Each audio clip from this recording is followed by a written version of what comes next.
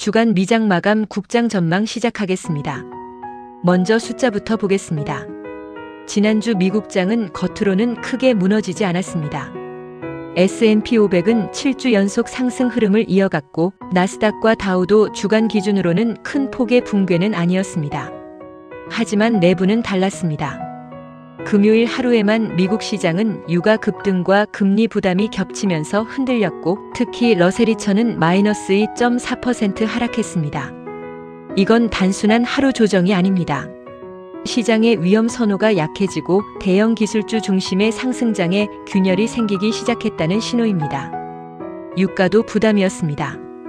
브렌트유는 5월 15일 기준 배럴당 109달러대, WTI는 105달러대까지 올라왔습니다.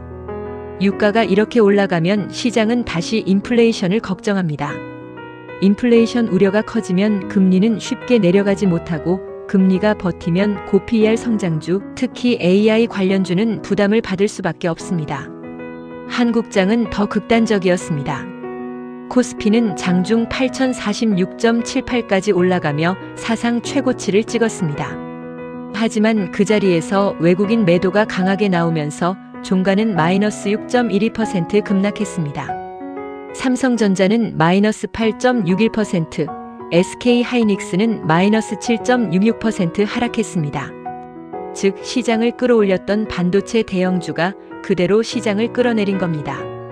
이 숫자가 말해주는 건 분명합니다. 미국은 AI 기대감은 살아있지만 유가와 금리가 부담입니다. 한국은 반도체 모멘텀은 살아있지만 외국인 차익 실현이 너무 강했습니다. 그래서 이번 주 시장은 공격적으로 따라붙는 장이 아닙니다. 확인 없는 추격 매수보다 방어가 먼저인 구간입니다. 핵심 이벤트는 엔비디아 실적입니다. 엔비디아는 미국 시간 5월 20일 오후 2시, 한국 시간으로는 5월 21일 오전 6시에 실적 발표 컨퍼런스 콜이 예정되어 있습니다. 이번 실적은 단순히 엔비디아 한 종목의 이벤트가 아닙니다. AI 반도체, 데이터 센터, 전력 인프라, 한국 반도체 수급까지 연결되는 시장 전체의 분기점입니다. 그런데 여기서 중요한 건 하나입니다. 엔비디아가 좋은 실적을 내는 것만으로는 부족합니다. 좋은 실적 이후에도 주가가 버티느냐가 진짜 핵심입니다. 이미 시장은 엔비디아가 잘할 것이라고 기대하고 있습니다. 그래서 실적 발표 전에는 기대감만으로 반등이 나올 수 있습니다. 하지만 그 반등을 곧바로 추세 전환으로 보면 안 됩니다. 실적 전 상승은 확인된 상승이 아니라 좋게 나올 것이라는 기대감에 따른 기술적 반등일 가능성이 큽니다. 진짜 승부는 실적 발표 이후입니다. 좋은 실적에도 주가가 밀린다면 시장은 이렇게 말하는 겁니다. 좋은 건 맞지만 이미 너무 많이 반영됐다.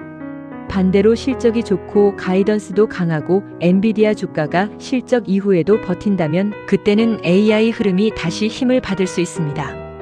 한국장도 똑같습니다. 지난주 코스피가 무너진 이유는 반도체 스토리가 끝났기 때문이 아닙니다. 너무 빠르게 올랐고 너무 좁은 종목에 쏠렸고 그 위에서 외국인이 차익 실현에 나섰기 때문입니다. 그래서 이번 주 한국장에서 가장 중요한 건 지수 반등 자체가 아닙니다. 외국인이 다시 들어오는지, 삼성전자와 SK하이닉스가 급락 이후 버티는지, 반등이 시장 전체로 퍼지는지를 봐야 합니다. 대형주 몇 개만 오르고 코스닥과 중소형주가 따라오지 못한다면 그건 강한 반등이 아닙니다. 그건 단기 기술적 반등일 가능성이 큽니다. 그래서 이번 주 전략은 명확합니다. 월요일부터 수요일까지는 공격적으로 따라가지 않습니다. 엔비디아 실적 전에는 기대감 반등이 나와도 추격하지 않습니다. 목요일 이후 엔비디아 실적 발표 후 주가 반응을 확인합니다. 버티면 선별 진입, 밀리면 방어적으로 대응. 이게 이번 주 핵심 전략입니다. 섹터도 너무 넓게 볼 필요 없습니다. AI 반도체는 여전히 핵심입니다. 하지만 실적 전 추격은 위험합니다. 전력 인프라는 중기적으로 계속 봐야 합니다. AI 데이터 센터가 늘어날수록 전력 수요는 계속 커질 수밖에 없기 때문입니다. 정유와 에너지는 단기 방어 카드입니다. 유가가 높은 수준을 유지하면 시장이 흔들릴 때 상대적으로 버틸 수 있습니다. 원전과 방사는 변동성 장에서 함께 봐야 할 방어적 모멘텀입니다. 하지만 여기서도 원칙은 같습니다. 많이 오른 종목을 급하게 따라가지 않습니다. 확인된 흐름만 잡습니다. 이번 주는 좋은 종목을 찾는 주가 아닙니다. 좋은 종목을 좋은 자리에서 기다리는 주입니다. 엔비디아 실적 전에는 욕심을 줄이고 실적 후에는 시장 반응을 보고 외국인 수급이 돌아오는지 확인해야 합니다. 시장이 정말 강하다면 실적 발표 후에도 기회는 다시 옵니다. 하지만 시장이 약하다면 실적 발표 전에 무리하게 따라간 자금부터 가장 먼저 흔들릴 수 있습니다. 정리하겠습니다. 지난주 미국장은 유가와 금리 부담 속에서 AI주 차익 실현이 나왔습니다. 지난주 한국장은 코스피 8,000 돌파 후 외국인 매도에 급락했습니다. 이번 주 핵심은 엔비디아 실적입니다. 실적 전 반등은 기대감일 수 있습니다. 진짜 방향은 실적 후 주가 반응에서 나옵니다. 그래서 이번 주는 욕심보다 확인입니다. 확인되지 않은 반등은 따라가지 말고 확인된 흐름에서 잡아야 합니다.